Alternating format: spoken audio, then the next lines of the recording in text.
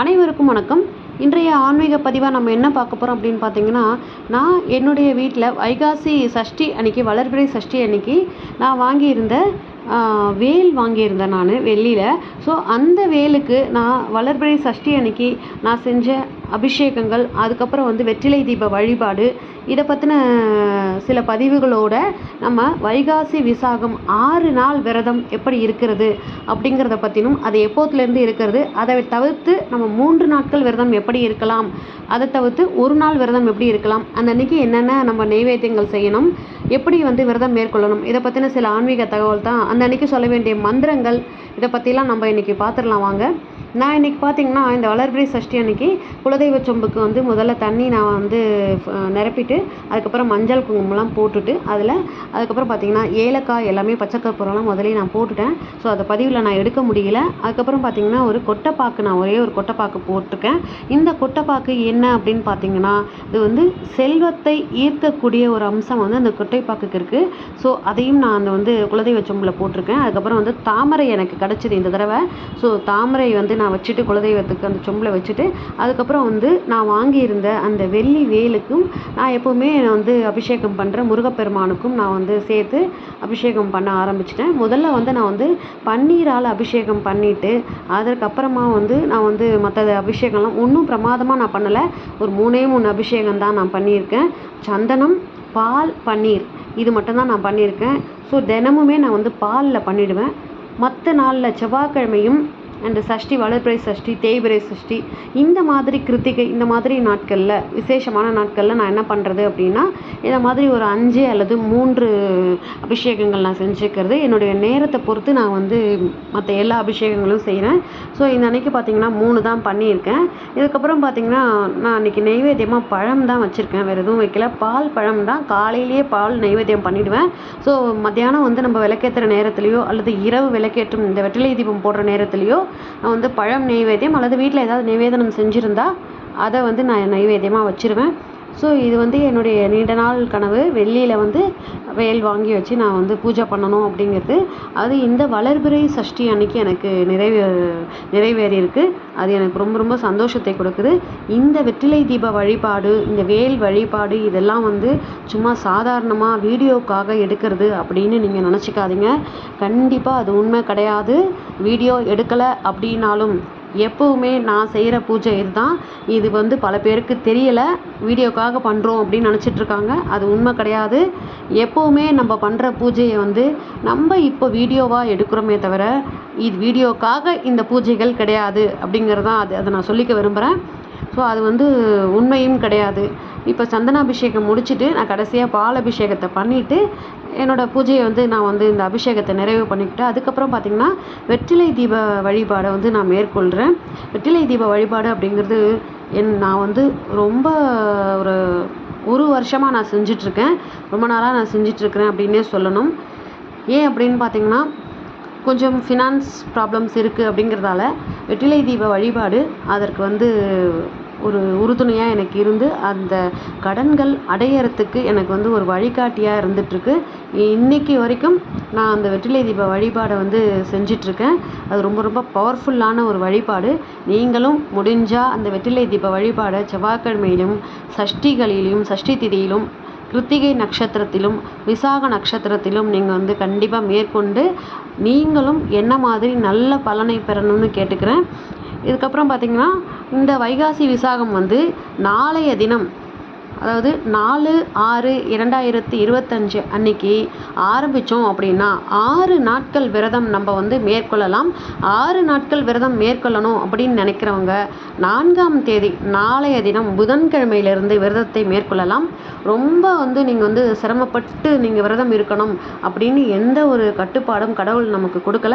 உங்களால் முடிஞ்ச வரைக்கும் நீங்கள் விரதம் இருக்கலாம். காலையில் ஒரு வேளை உணவு எடுக்க முடியலனாலும் பரவாயில்ல, அந்த மாதிரி இருந்து காலையில் ஒரு வேளை உணவு எடுத்துக்காமல் நீங்கள் இருக்கலாம். இல்லை மதியம் மட்டும் நான் சாப்பிட்டுக்கிட்டு 2 வேளை நான் உணவு எடுக்காமல் இருக்க முடியும் என்னால், பால் பழங்கள் சாப்பிட்டுக்கிட்டு அப்படின்னு நினைக்கிறவங்க அந்த மாதிரி இருங்க. இல்லை இது எதுவுமே இல்லை, என்னால் எதுவுமே முடியாது, நான் மாத்திரை மருந்தெல்லாம் நிறைய எடுக்கிறேன், நான் சாப்பிட்டுக்கிட்டே முருகனை நான் ப்ரே பண்ணிக்கிறேன் அப்படின்னு நினைக்கிறவங்க ரொம்ப ரொம்ப உத்தமம். உங்களுடைய உடம்பு சௌகரியத்தை பொறுத்து நீங்கள் முருகனுக்கு விரதம் இருக்கலாம். இதில் வந்து எந்தவித கட்டுப்பாடு அந்த விதிமுறைகள் அப்படின்றது கிடையாது. மனசால் நீங்கள் வந்து முருகனை நினச்சி நீங்கள் வேண்டினாலே அந்த இடத்துல முருகன் வந்து உட்கார்ந்துருவார் அப்படிங்கிறது தான் உண்மை. ஸோ நீங்கள் வந்து நாளையிலேருந்து விரதம் இருக்கணும் அப்படின்னு நினச்சிங்கன்னா 6 நாட்கள் விரதம் இருக்கலாம். 9ஆம் தேதி அது நிறைவடையும். நீங்கள் எப்பவும் போல் வீட்டில் பூஜையை பண்ணிவிட்டு முருகர் கோவிலுக்கு போயிட்டு நீங்கள் முருகனை தரிசிச்சுட்டு அங்கே கொடுக்குற பிரசாதத்தை சாப்பிட்டுட்டு நீங்கள் விரதத்தை நிறைவு பண்ணிக்கலாம். அதுக்கப்புறமா வீட்டுக்கு வந்து எப்பவும் போல் பூஜையை முடிச்சுட்டு நீங்கள் வந்து உணவை எடுத்துக்கிட்டு விரதத்தை முடிச்சுக்கோங்க. 3 நாட்கள் விரதம் இருக்கிறவங்க அப்படின்னு நினைக்கிறவங்க இந்த 6ஆம் தேதியிலேருந்து 3 நாட்கள் 6, 7, 8 அந்த மாதிரியும் இருக்கலாம். ஏன்னா 8ஆம் தேதியே உங்களுக்கு வந்து ஆரம்பிச்சிடுது. மதிய நேரத்திலேயே உங்களுக்கு வந்து விசாக நட்சத்திரம் ஆரம்பிச்சிடுது. ஸோ 7ஆம் தேதி இருக்கிறவங்க 7, 8, 9 அப்படின்னு இருக்கலாம். ஸோ இந்த மாதிரி 3 நாட்கள் இருக்கலாம். ஒரு நாள் விரதம் இருக்கிறவங்க நீங்கள் 8ஆம் தேதி மதியத்திலிருந்து ஆரம்பிச்சும் சாப்பிடாமல் இருந்தும் 9ஆம் தேதி மத்தியானம் வரைக்கும் இருக்கலாம். அல்லது 9ஆம் தேதி காலையிலேயே நீங்கள் விரதத்தை ஆரம்பித்து ஈவினிங் நீங்கள் வந்து கோவிலுக்கெலாம் போயிட்டு வந்துட்டு வீட்டில் முருகப்பெருமானை நீங்கள் பூஜை பண்ணிவிட்டு நீங்கள் எப்பவும் போல் உணவை எடுத்துக்கலாம். இதுதான் வந்து இந்த வழிபாட்டு முறை. இந்த வந்து முருகப்பெருமானுக்குரிய மிக முக்கியமான விழாக்களில் ஒன்று தான் இந்த வைகாசி விசாகம். வைகாசி மாதத்தில் வரும் விசாகம் நட்சத்திரத்தில் தான் இந்த பெருவிழா கொண்டாடப்படுது. எல்லா முருகன் ஆலயங்களிலும் வைகாசி விசாக பெருவிழா 10 நாட்கள் வெகு விமர்சையாக கொண்டாடுவாங்க. இது எல்லோருக்கும் தெரிந்தது. முருகப்பெருமானின் அருளை பெறுவதற்காக வைகாசி விசாகத்தன்னைக்கு பக்தர்கள் பலரும் பால்குடம் காவடி ஏந்தி வந்தும் பாத யாத்திரையாக வந்தும் நேர்த்திக்கடன் நிறைவேற்றுவாங்க. முருகப்பெருமானின் அறுபடை வீடுகள் மட்டுமின்றி புகழ்பெற்ற முருகன் கோவில்கள் பலவற்றிலும் ஆயிரக்கணக்கான பக்தர்கள் போய் வழிபடுறது உண்டு. இந்த வைகாசி விசாகம் அப்படிங்கிறது முருகப்பெருமான் அவதரித்த திருநாள் அப்படின்னே சொல்லலாம். முருகப்பெருமான் வைகாசி மாதம் விசாக நட்சத்திரத்தில் சிவபெருமானின் நெற்றிக்கண்ணிலிருந்து வெளிப்பட்ட தீப்பொறியில் இருந்து உதித்தவர் அப்படின்னு கந்த புராணத்துல சொல்லப்பட்டிருக்கு. விசாகம் என்றால் துளிர்த்து வருதல் அப்படின்னு பொருள். சிவபெருமான் என்னும் ஞான விருட்சத்தில் இருந்து துளிர்த்து வந்தவர் முருகப்பெருமான். அதனால தான் அவரை ஞானப்பழம் அப்படின்னும் விநாயக பெருமானை ஞான கொழுந்து அப்படின்னும் நம்ம போற்றுகின்றோம். சூரபத்மன் பெற்ற வரத்தின்படி சிவனின் அம்சமாக தோன்றியவர் தான் இந்த முருகப்பெருமான். இது முருக பக்தர்கள் எல்லோருமே கொண்டாடுற மிக முக்கியமான நாள் அப்படின்னு சொல்லலாம். இந்த ஆண்டு வைகாசி விசாக திருநாள் ஜூன் 9ஆம் தேதி திங்கட்கிழமை வருகின்றது. வைகாசி விசாகம் அன்னைக்கு முருகப்பெருமானுக்கு விரதம் இருந்து வழிபடணும். முதல் நாளை வீட்டை நல்லா சுத்தம் பண்ணிக்கோங்க. முருகப்பெருமானோட படம் விளக்கு எல்லாத்தையும் தேய்ச்சி சுத்தமாக எடுத்து வச்சுக்கோங்க. விசாக திருநாள் அன்னைக்கு அதிகாலையில் எழுந்து முருகப்பெருமான் படத்திற்கு சந்தன குங்குமம் வச்சுட்டு அலங்காரம் செஞ்சுக்கோங்க.